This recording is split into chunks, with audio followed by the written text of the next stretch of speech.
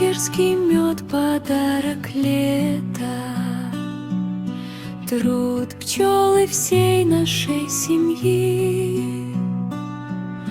В нем солнце, горы и рассветы, аромат родной земли. И Клинский край, где лес и горы, где липы знойные цветут, и аромат цветов и трав в сотах запечатан.